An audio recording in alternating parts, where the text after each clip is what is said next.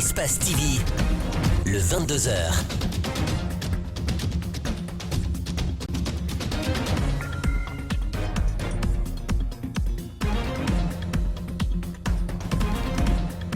Bonsoir à toutes et à tous. Merci, mesdames et messieurs, de nous préférer sur Espace TV. Très heureux de vous retrouver pour cette nouvelle édition de 22h. Voici les principales articulations. Des organisations de défense des droits humains reçues par le ministre de l'Unité nationale, les dernières violences post-électorales et celles exercées par la puissance publique à l'égard de citoyens ont été mises sur la table du ministre Taran Diallo. Les détails, c'est dans un court instant.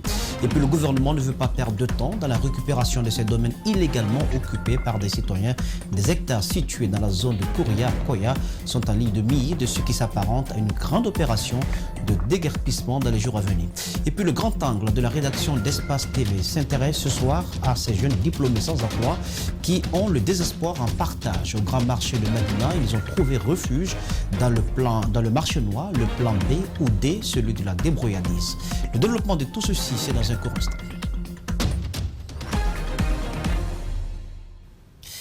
Un groupe d'activistes défenseurs des droits humains a été reçu ce lundi après-midi par le ministre de la Citoyenneté et de l'Unité nationale.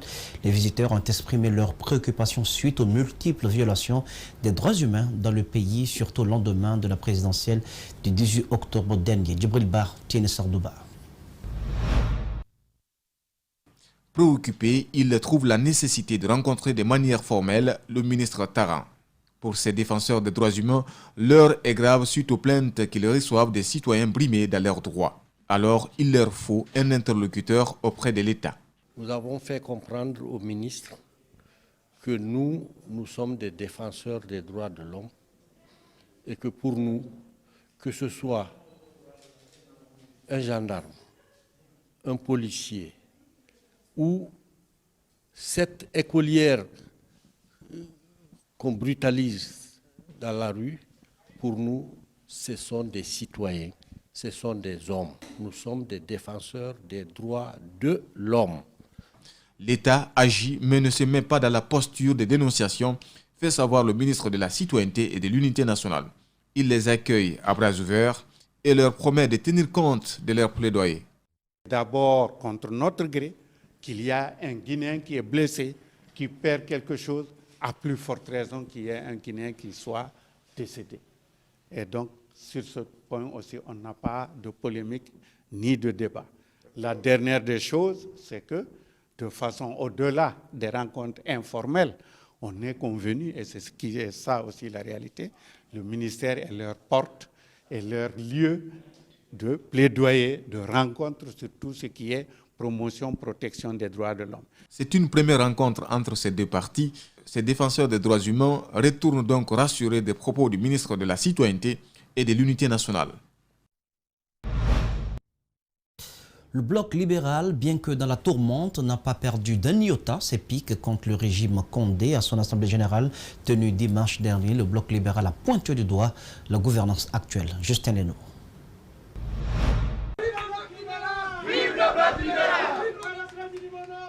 L'avenir politique du parti Bloc libéral ne doit en aucun cas être compromis à cause de ceux qui sont aujourd'hui aux affaires, selon son leader Fayami Limono. La formation politique dit mettre de côté les différents scrutins qu'a connus le pays afin de mieux se préparer pour les années à venir. Nous n'avons pas un État en Guinée. Le professeur Alpha Condé lui-même l'a dit à son arrivée en 2010. Le problème, c'est qu'on n'en a pas encore jusqu'à présent. Nous devons changer ça. Le BR s'engage à changer ça. Aujourd'hui, nous n'existons pas réellement. Sur l'administration guinéenne actuelle, Fayami Limono doute de sa crédibilité, notamment dans le cas des présumés détournements d'argent. Il soupçonne plusieurs cadres d'être militants du parti au pouvoir et de vouloir agir ainsi. Mais est-ce que nous avons un seul préfet en Guinée qui n'est pas un militant du parti au pouvoir? Non. On peut être militant du parti au pouvoir et ne pas le montrer dans l'exercice de ses fonctions. Les violences politiques, le bloc libéral ne cesse de les dénoncer. Fayami Limono met le cap cette fois-ci sur le quartier Wanindara où les habitants ne connaissent plus de quiétude sociale selon lui. À Wanindara, il y a des femmes qui sont en grossesse, presque à terme, qui ne peuvent pas être des criminels. À Wanindara, on a des vieillards. Certains à peine se déplacent. Ils ne sont pas des criminels. Mais à cause, n'est-ce pas, d'un criminel qui est encore dans la nature, tout un quartier est en train de souffrir. Nous disons au BL, non, cela doit cesser. La lutte contre le blanchiment d'argent, la quiétude sociale sont dans l'agenda politique du bloc libéral, une fois à la tête du pays, après ce régime.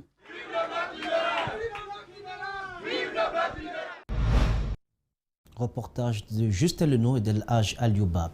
Sur un tout autre plan, la Direction nationale des impôts a lancé un atelier de validation du nouveau projet du Code général des impôts ce lundi 7 décembre à Kaloum.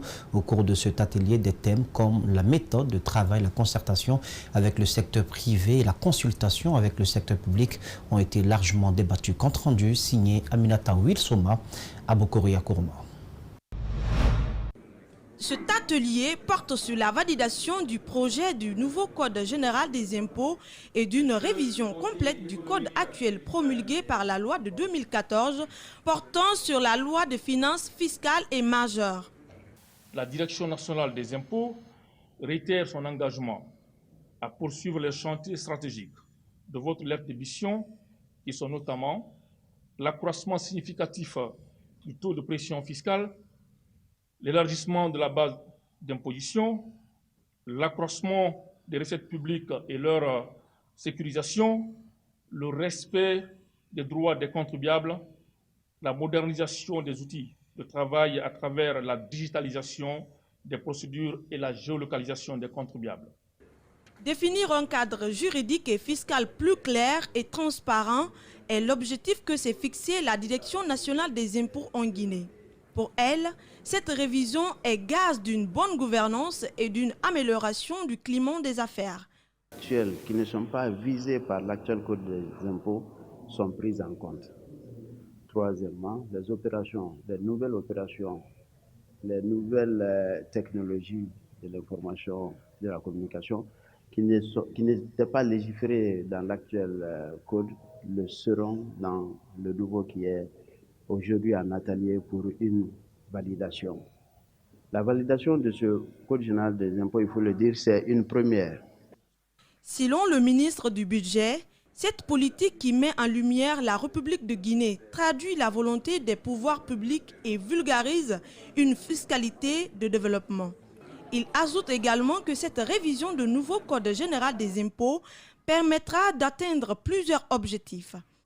Notamment, un accroissement du rendement budgétaire par l'élargissement de l'assiette fiscale, une amélioration de la qualité du dispositif fiscal pour les praticiens de la matière fiscale que pour les contribuables, une meilleure justice fiscale et un meilleur consentement à l'impôt.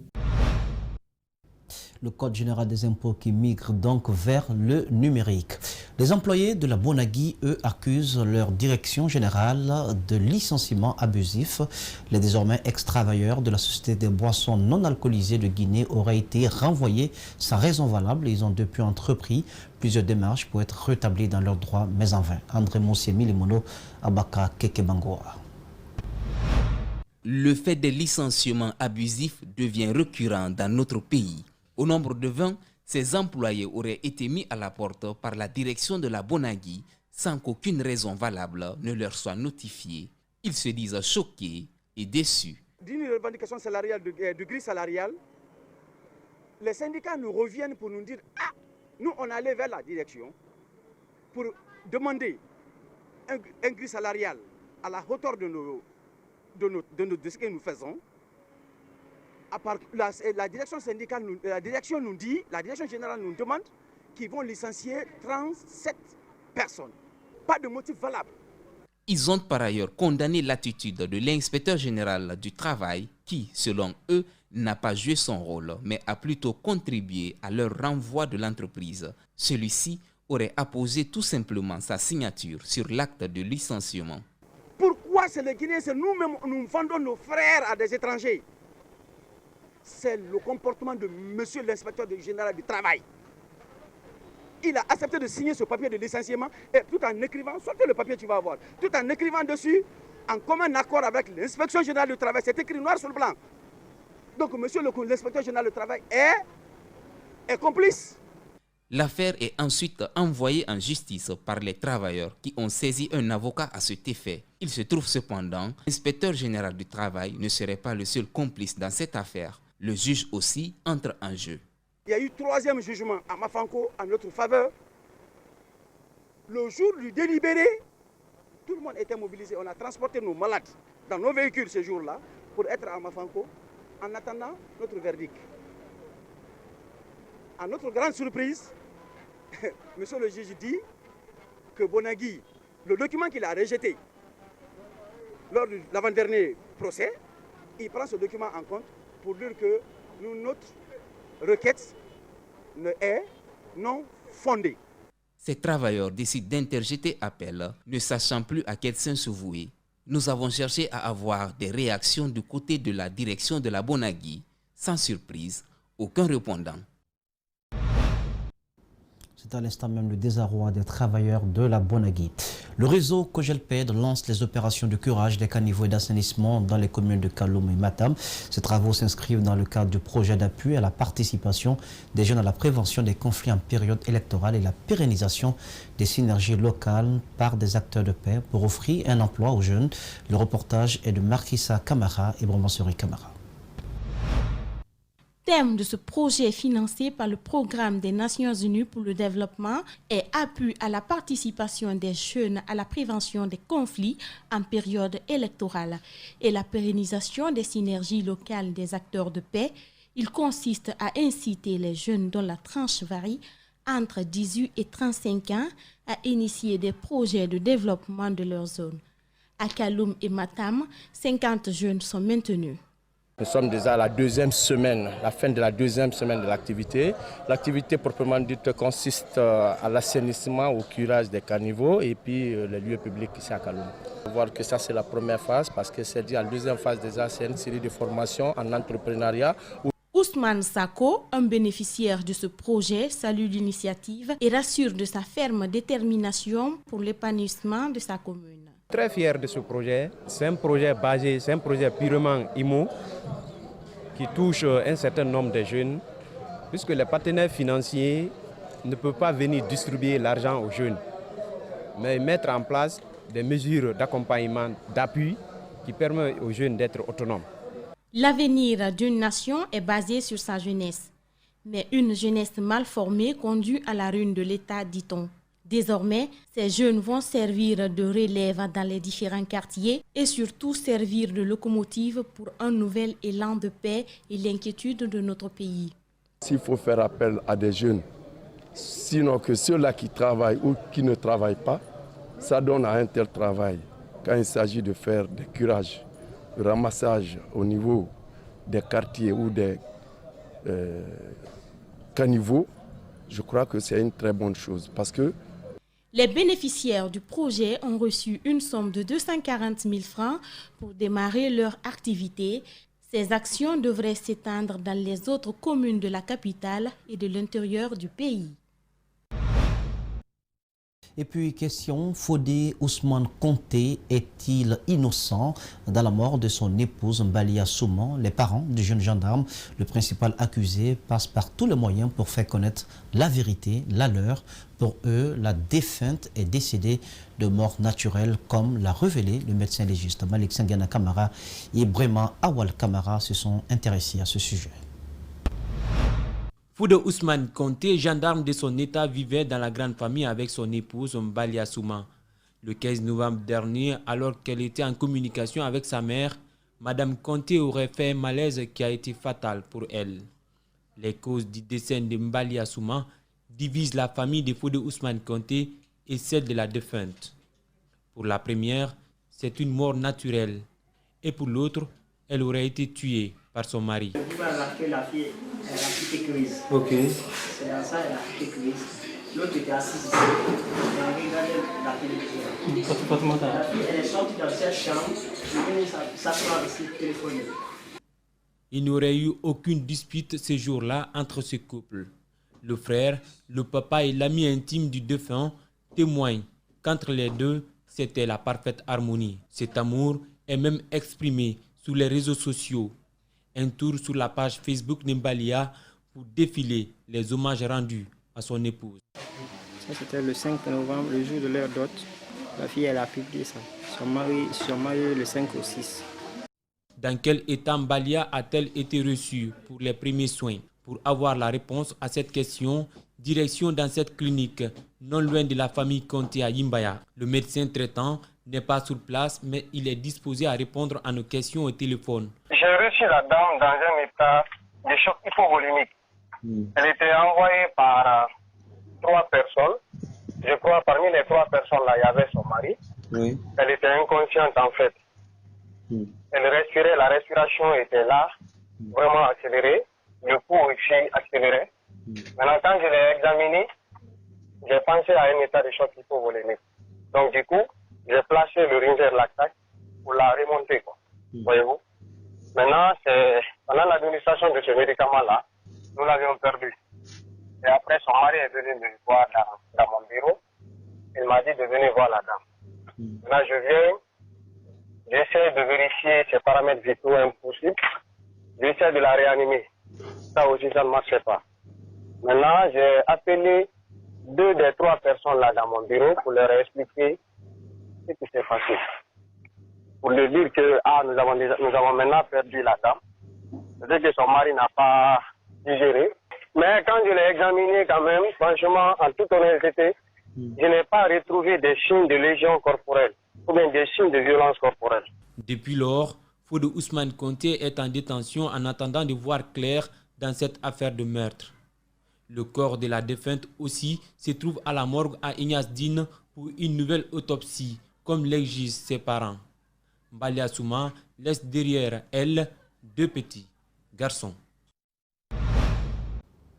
Un dossier donc à suivre. Certains parmi eux sont instruits et diplômés, mais ils se retrouvent à Madina, le plus grand marché de la Guinée. Un plan B, peut-être un plan D, celui de la débrouillardise, qui les entraîne dans la vente de friperies, de chaussures, dans la réparation et la vente des téléphones d'occasion. Être employé dans l'administration ou dans le privé est un rêve qui ne se permettent plus de faire. Des années d'études pour finir à Madina où l'entreprise des diplômés sans emploi, c'est le grand angle réalisé par Mamadou Saliouba Abakar Din Kamara.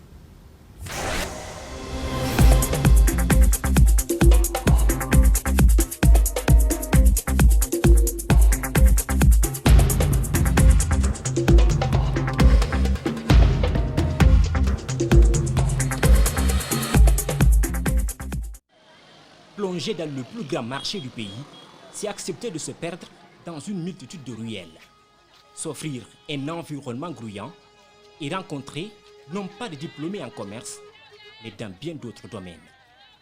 Je suis diplômé en banque et finance. Diplômé en animation socio-culturelle. Diplômé en droit. Je suis diplômé en programmation. Je suis diplômé en philosophie. Ici, c'est le symbole du chômage, le garage de tous ceux dont le gouvernement peine à trouver de la place dans l'administration ou dans les entreprises. À première vue, tous ont fait le choix de se lancer dans le commerce. Mais allons à Bordeaux, l'une des parties les plus populaires du Madina, l'endroit où on vend des téléphones occasion. Ici, trouver des diplômés sans emploi est plus facile que de trouver une batterie. Depuis 2007, je suis diplômé en droit depuis 2007. J'ai fait assez de démarches pour trouver un emploi, mais impossible. Parce que là-bas, si tu n'as pas de relations au niveau de l'administration, tu n'as pas accès. Sinon, j'ai fait beaucoup de tests. J'ai même essayé pour l'armée aussi, impossible. Alors, il trouve le salut dans le commerce. L'espoir de trouver un emploi après plus de 13 ans de démarche l'a déjà quitté. J'ai perdu l'espoir en fait. J'ai perdu l'espoir parce que depuis 2007, j'ai essayé beaucoup de tests. Toujours impossible. Je suis même allé jusqu'à Cancan pour faire un test ici. C'est impossible jusqu'à présent. C'est pas eu. Découragé de faire des concours, Kanté ajoute aujourd'hui à son diplôme de droit un autre, celui de l'école de la vie. J'ai commencé par prendre avec les mains, ici, des batteries, un tas dans les mains. Après, j'ai commencé par ça. Je suis venu après sur un petit table, sur la terre. J'ai monté un peu jusqu'à aujourd'hui parce que j'ai essayé aussi l'aventure. Je suis parti jusqu'en Angola, mais on m'a rapatrié, je suis revenu. Mais il ne faut pas encore rester là. Faire tout pour ne pas rester à la charge des parents qui ont financé leurs études. À quelques mètres de là, Étienne Guilavogui est dans l'attente d'une bonne nouvelle. 3 ans dans le chômage, 3 ans aujourd'hui qu'il étale sa petite marchandise sur la célèbre rue de Bordeaux. Ce n'est pas ici seulement que je suis intéressé, parce qu'on a fait des concours dans la fonction publique, nous sommes juste à l'attente de ces résultats et quand il y a la positivité des résultats, on s'en va. En attendant, il est condamné à rester ici. Pour son image, il demande à ne pas filmer son activité. C'est parce que quand vous filmez les articles, mes marchandises que je vends, bon, ça peut faire un peu de désillusion à moi-même, parce que ce n'est pas ma place. Ce n'est pas non plus celle de Amadou Diallo. Diplômé en banque et finance, sa place, c'est dans une banque ou dans les grandes sociétés, avec une tête bien soignée et un costume qui force le regard. Mais cette apparence d'employé aisé, Amadou Diallo doit encore l'attendre. Mais en me voyant comme ça, tu vas me considérer comme un illettré qui ne connaît rien, n'est-ce pas? Mais tout se passe dans la tête, est-ce que tu vois? Mais diplôme, il y a toi à la maison, mais que Dieu nous aide, nous la jeunesse. Que Dieu nous aide tout le monde. Avec ces 6 ans de mandat là, qu'Alpha Condé aussi essaie d'arranger la jeunesse. Parce qu'il est là pour la jeunesse, n'est-ce pas? Donc il doit nous aider. Obligés de faire des affaires loin des grandes entreprises, ce n'était pas leur choix. Mais avec le chômage, les diplômés sans emploi sont contraints de se bousculer avec ceux qui n'ont jamais été à l'école, qu'ils considèrent parfois supérieurs côté financement. Chaque jour, je réfléchis, je dis ici, ce n'est pas ma place. Personne, si les gens me voient ici, même moi, des fois, j'ai honte. Parce que ce n'est pas ma place, je ne devrais pas être là. Je suis là parce que ça ne va pas. Quelques mètres plus loin, dans un décor peu reluisant, Bakary Dansoko, diplômé en programmation, tente d'oublier ses nombreux échecs. Depuis 2011, il cherche à trouver un emploi dans les banques et dans les grandes entreprises. Mais l'embellie se fait toujours attendre. Vous savez, c'est une question relationnelle à Guinée. Évidemment, dès que tu finis les études, il faut que tu sois parrainé par quelqu'un. Si tu n'as pas les moyens, ou tu n'as pas une personne qui te soutient moralement, bon, dans tes démarches aussi, bon, c'est pas facile. À la différence des autres diplômés sans emploi, Dansoko, lui, exerce le métier en lien avec la formation qu'il a suivie à l'université. Mais capable d'installer des caméras vidéosurveillance, des systèmes d'alarme et des détecteurs de mouvement, il sait que sa place est ailleurs. C'est ça, mais l'État guinéen n'accompagne pas. On veut uniquement aller étudier au Maroc, soit en France, pour pouvoir considérer ton diplôme. Mais une fois fini ici, on te dit, bon, toi, tu es dans la poubelle. Il y a tout ici chez moi. Voilà. Grand t-shirt, la body, débardeur, il y a tout avec moi. Aujourd'hui, il est difficile de connaître le nombre de diplômés sans emploi qui trouvent refuge au marché de Madina.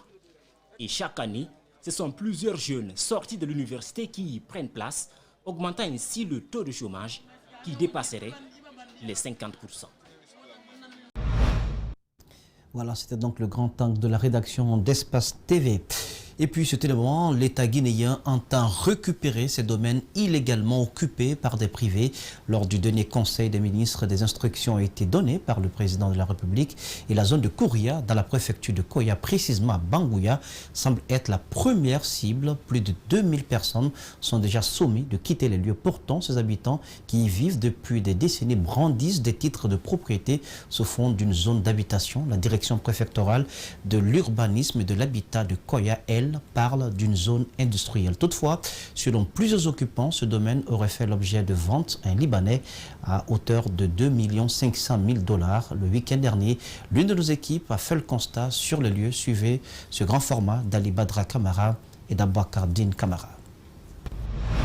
Plus de 350 hectares dans le collimateur de l'État. Nous sommes à Bangouya, dans la sous-préfecture de Kouria. Ce village de 6 secteurs avec plus de 1000 habitations, soit 2000 âmes qui y vivent, sont sommés de quitter les lieux.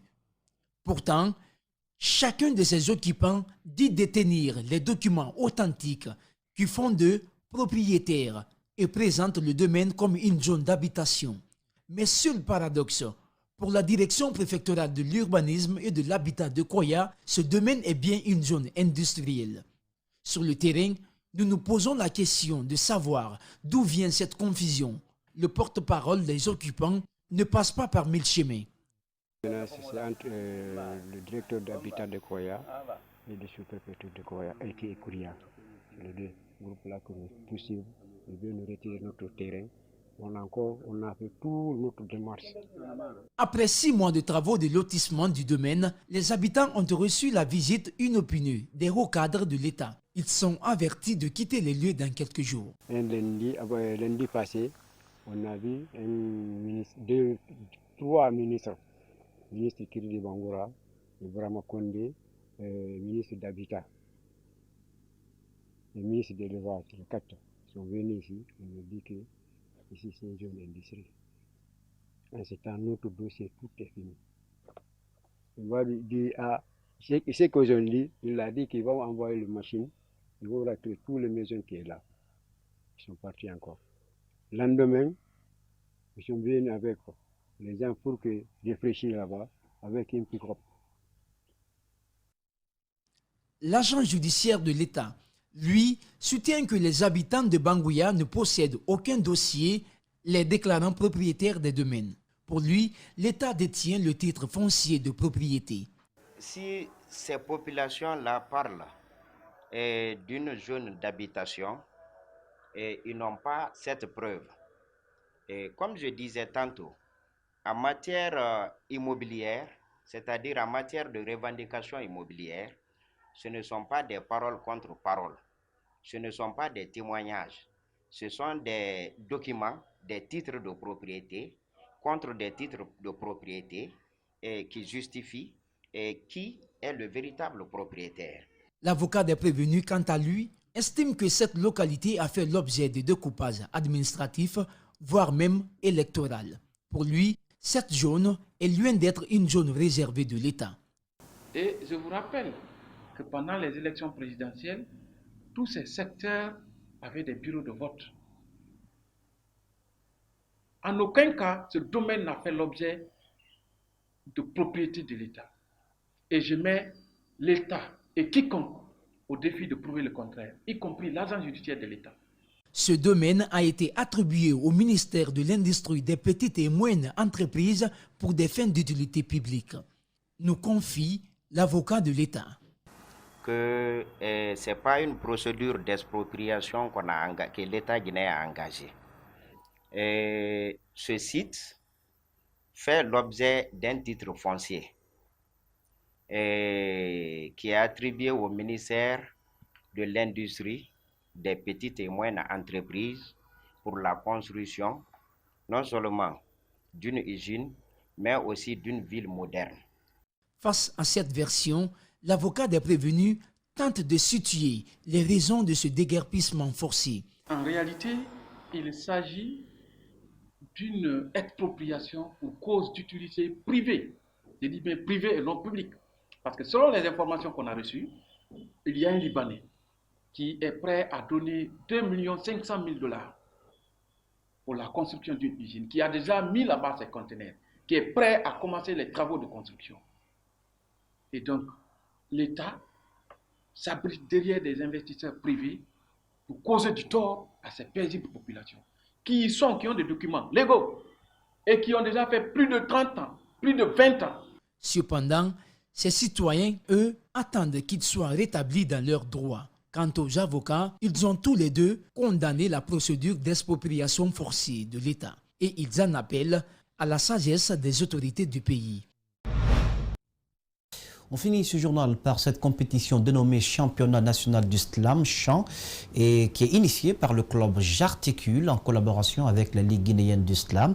Elle a mis d'abord en compétition 60 candidats qui ont exprimé leur talent dans le domaine et 23 ont finalement été retenus pour les quarts de finale au compte de cette deuxième édition. Ce samedi, c'était donc la demi-finale qui a regroupé 22 candidats. Le compte rendu signé Aminata Wilsouma, Yacouba Traoré. Le Festival international du slam de Guinée, Niakri Slam Chance, est l'œuvre du club J'articule, créé depuis le 7 juin 2015 avec ses partenaires. Et la compétition de cette année a débuté depuis le mois d'octobre dernier et permis de dévoiler plusieurs talents cachés de la Guinée et d'ailleurs. Mes impressions personnelles en ce qui concerne cette deuxième édition, c'est que le niveau encore est plus élevé. Je me rappelle encore en 2018, on n'était qu'avec 9. Cette fois-ci, le niveau est un peu plus élevé, on a des slameurs plus performants. Pour le public venu de partout pour soutenir les candidats, c'est une façon d'encourager ces jeunes motivés à exprimer leur talent de slameur. C'est le cas de cette dame qui, depuis le début de cette aventure, je pense que c'est quelque chose de formidable pour pouvoir former nos jeunes enfants, motiver les jeunes pour qu'ils puissent trouver une activité qu'ils peuvent faire, qu'ils s'épanouissent. C'est pourquoi je suis là, c'est pourquoi je suis avec ma fille. Tout le monde a été à la hauteur, chacun a son talent, chacun a son style. Pas mal attristé du fait que les autres ne soient pas venus avec moi, ça serait vraiment cool si on pouvait tous y aller. Je suis plus que contente parce que ça a été le fruit d'un dur labeur. Seulement, je pense que les autres aussi n'ont pas démérité parce que c'était vraiment serré. Instant slam, slam home, slam de rue, le slam en général constitue une question de vie pour ces jeunes du club de slam J'articule, nous confie un des membres de l'organisation. La particularité de cette année, c'est qu'il y a beaucoup de slammeurs. On a commencé avec le club J'articule il y a 5 ans. Et déjà, il y a beaucoup de slammeurs à Tu. Et c'est toujours un plaisir de voir des jeunes faire du slam. Nous, quand on regarde les gens faire du slam, ça nous fait du bien. C'est la seule récompense que nous avons. Mais à tous qui veulent nous aider, tous qui veulent soutenir, tous qui veulent associer leurs images à cet événement, ce n'est pas exclu, vous pouvez nous aider, c'est sans problème. Cette demi-finale met en prise 22 candidats repartis en 2 poules A et B. Pour la finale prévue le 18 décembre à Conakry, 11 sont retenus, dont 4 filles. Les mots pour apaiser nos mots. Voilà donc le credo de cette initiative. Ça n'est fini pour cette édition d'information. Merci de votre aimable attention. Excellent sur le programme sur Espace TV, la télé de notre planète. Bonsoir.